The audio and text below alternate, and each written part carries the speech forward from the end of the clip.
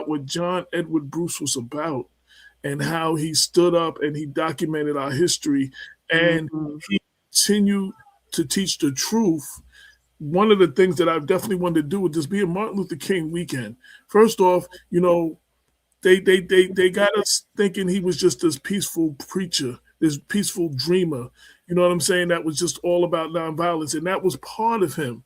But there was a whole lot more that they don't share because it does not fit into their narrative, and they're never going to share. And it is our responsibility as Black media to make sure that we celebrate that because, we got a lot of our preachers, teachers, and politicians running with that narrative. Dr. King was a peaceful dreamer. You know what I'm saying? But the real Dr. King made America uncomfortable. Let's not forget the FBI had him they labeled him as a terrorist. Let's not forget the mainstream media, you know what I'm saying, criticized him often. Let's not forget a lot of the Black pastors that ran with him and call out his name and talk about his legacy were criticizing him for being too radical. Like, oh, you're gonna make them mad at us, like house Negroes, you know what I'm saying? Like, oh, you're gonna get us in trouble, you're gonna mess up what we doing. Let's not forget. And this goes on, and I wanted to do this because I see so many, especially this time of year for his birthday, especially for Black History Month, our preachers, our teachers, and our politicians quote Martin Luther King, but they only quote little clips of him, the way some people only quote little clips of the verse in the Bible, but don't read the whole verse. You know what I'm saying? For a narrative that they want. And it's a lot of people that look like us that are carrying this narrative, this watered down narrative. And that's why I did this piece. Damon had a piece that he did a couple years ago. I reshared, can we celebrate the real Martin Luther King? And I did a piece celebrating the real legacy of Martin Luther King. Not the one that made people comfortable. And I just read a paragraph or two real quick. Every January for his birthday and February for Black History Month, America gathers to honor Dr. Martin Luther King with phrases that taken neatly out of context, a speech of shorn of discomfort, and a depiction of a man made palatable enough to offend no one. We are reminded that he had a dream, that he believed in peace, and that love could overcome hatred. What we are really reminded is Dr. Martin Luther King was considered dangerous in his day by the powers, surveilled, labeled a terrorist by the federal government, denounced and condemned by mainstream, mostly white press, and assassinated while organizing for the poor. The whitewashing of history is not an accident, it's a strategy. And I'm not going to read the whole thing. I want everybody to get into it. I know Damon wrote an article or two. Larnez wrote another different article. And I just want to speak about the real Martin Luther King right now. So I'm going to pass the mic right now. Go ahead, Lauren. Larnez, go ahead. I'm trying to, I'm just typing something. Well, Dr. King also talked about the other America, right? The speech that they don't play. The speech they don't play in January and February, the other America, yes. Right. One full of opportunity and one full of despair, And if you look at it, we're talking about these same divides in 2026, right? We keep celebrating Dr. King once a year, but while ignoring the fact that the conditions he was fighting against the other 364 days, right? He didn't die for a holiday. He died for transformation. So just to tie it into the house, to the brick by brick, we were talking about housing on the East Sawmill River Road. That's MLK work. Building decent, affordable, low-income housing where it hasn't been allowed to exist. That's MLK work, right? Not charity, not symbolism, structural change. Dr. King said, justice too long delayed is justice denied. That wasn't a suggestion. That was an indictment. And that's what I got. Well, here's an excerpt from The Other America. As I use this subject because there are literally two Americas. One America is beautiful for situation, and in sense, this America is overflowed with milk of prosperity and honey of opportunity. This America is a habitat of millions of people who have food and material necessities for their bodies, culture and education for their minds, and freedom and human dignity for their spirits. In this America, millions of people experience every day had the opportunity of having life, liberty, and pursuit of happiness in all of their dimensions. In this America, young people grew up in the sunlight of opportunity. Tragically and unfortunately, there is another America. The other America has daily ugliness about it that constantly transforms the ability of hope into the fatigue of despair. In this America, millions of work-starved men walk the streets daily in search for jobs that do not exist. In this America, people find themselves living in rat-infested, vermin-filled slums. In this America, people are poor by millions. They find themselves perishing on the lonely island of poverty in the midst of a vast opportunity of material prosperity. That is a clip. That is a quote from The Other America. That's one of the two speeches that I highlight in my piece. The other one is Beyond Vietnam. Well, America loves the dream, but buries the demands, right? Absolutely.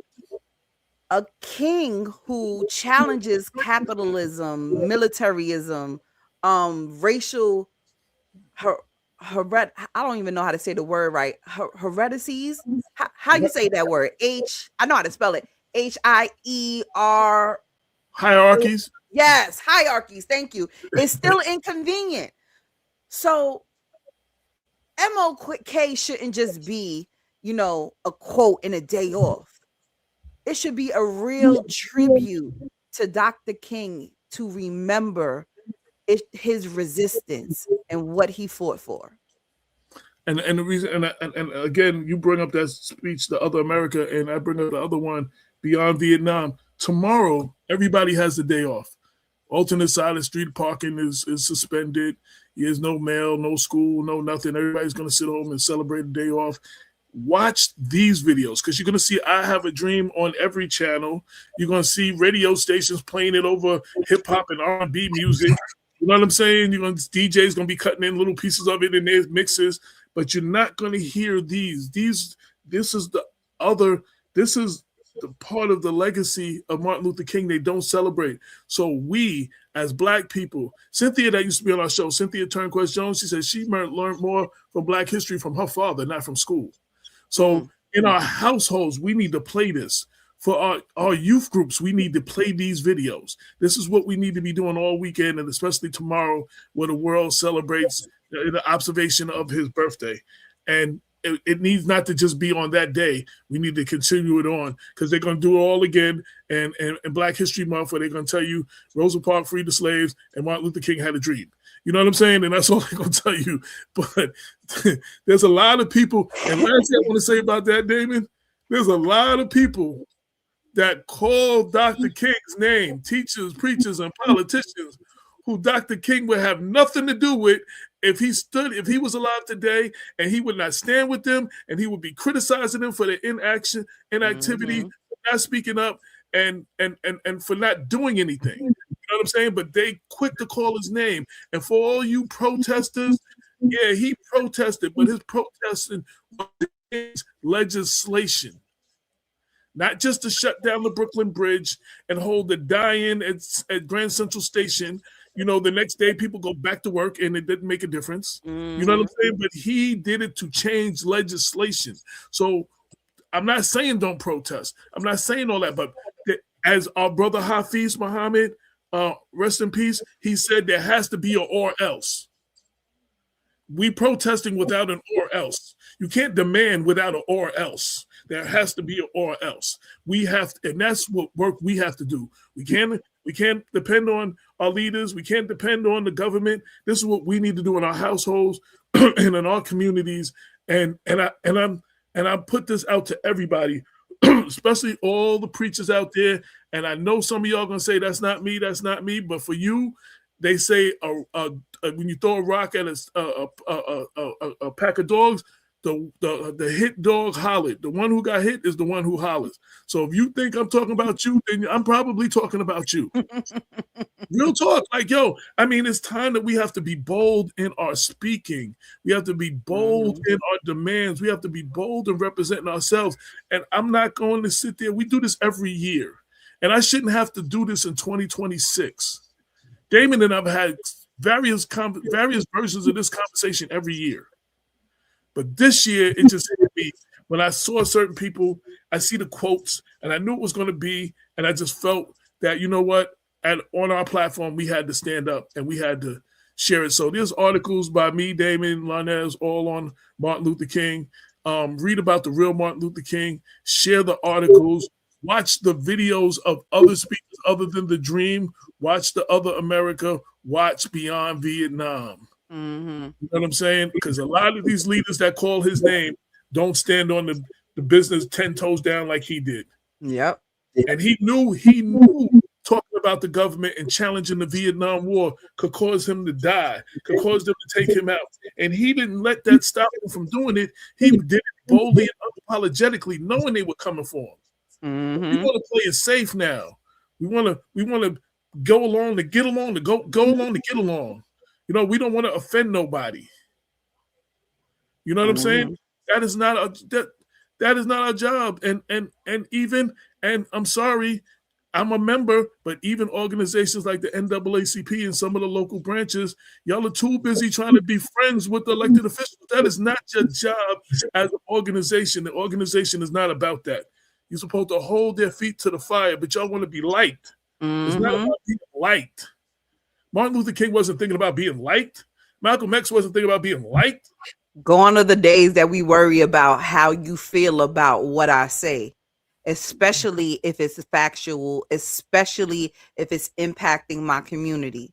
Gone are the days. And all you, as Damon, to quote Damon, all you protest profiteers doing this for likes and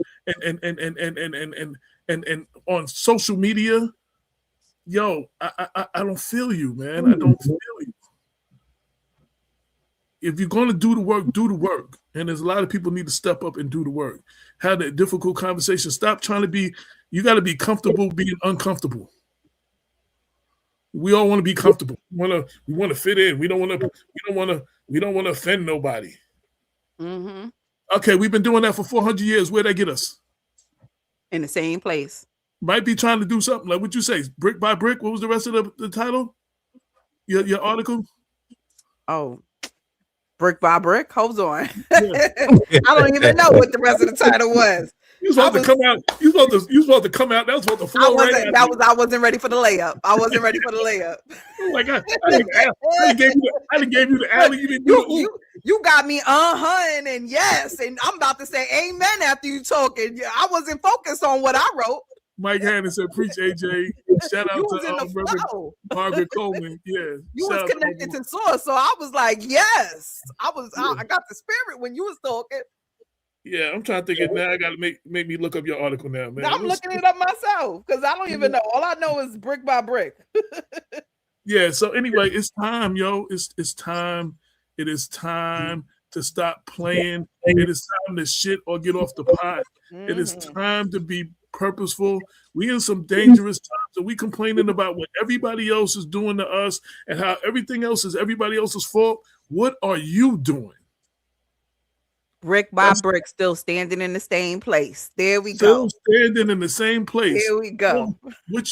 We've been trying to do it the safe way, the comfortable way. We didn't want to offend nobody, and we still standing in the same place, having the same conversation that our mothers and grandmothers was having 30 and 60 years ago. Some of us so busy celebrating the civil rights movement, we ain't out there doing the work that we need to be doing in our era right now. Stop celebrating. Get up and do some work. Word up. Damon's been quiet. I know he's going to say something. Stop allowing people to come into the community and put Band-Aids on bullet wounds. Absolutely. We can definitely impact our circumstances, our community. We make the impact. We know how to heal our community. Why are you allowing other people to come in and do it?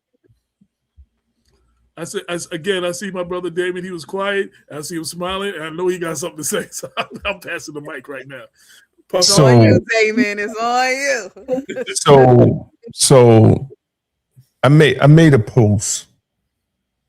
I made a post because I've seen a lot of comments, especially on my page. I talked to AJ about it. Right? Even my son called me about it and was like, yo, like, people got a lot of things to say. And this is, people have a lot of things to say. So what I posted yesterday or today, it was one of them days.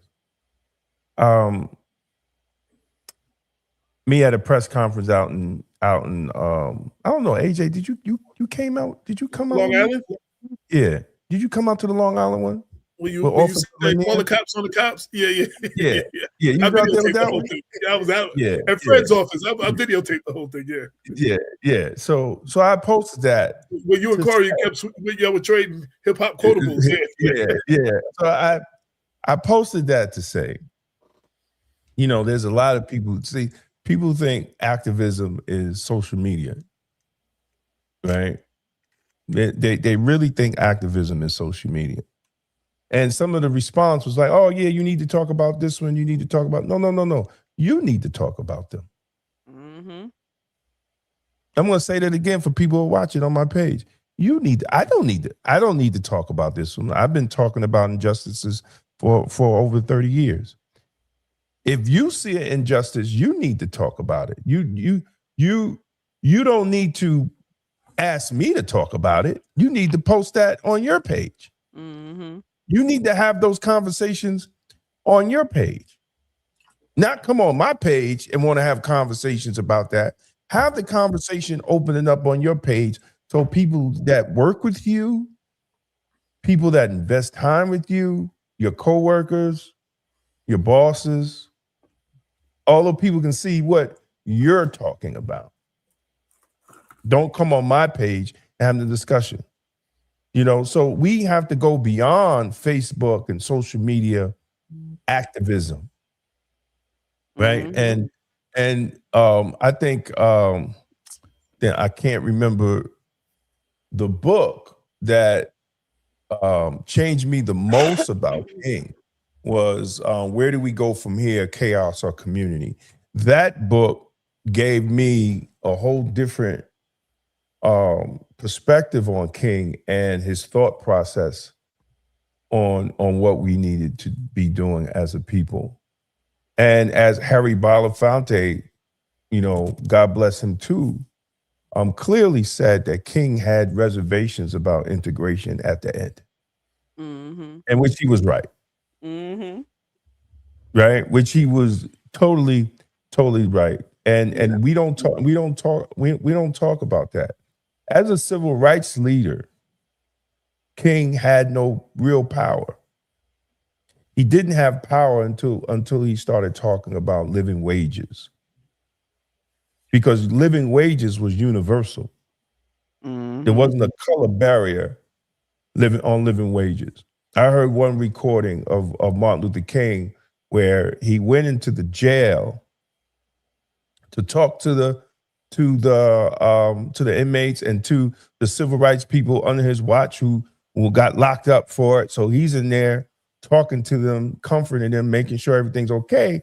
So in between, I guess, whatever the sessions, he said he started talking to one of the correction officers. At that time, they called them prison guards. He started talking to the prison guards, and he found out how much he was making. And he told the guard, you should be out here marching with us if they're paying you that little bit to do this type of job. So just like, yes, once economics come into the play. See, the problem with activists today, they're not marching for economics. They're not marching for economics for the Black community, because if we were, our communities wouldn't be the same. They're the same since Clinton. Mm-hmm. No, poverty didn't have no color. And that's what made the Black Panther Party dangerous when they sat down with the white boys from the Appalachian Mountains. Mm-hmm. And they realized they were not the enemy of each other. So we have to redirect and not get caught up in this social media stuff.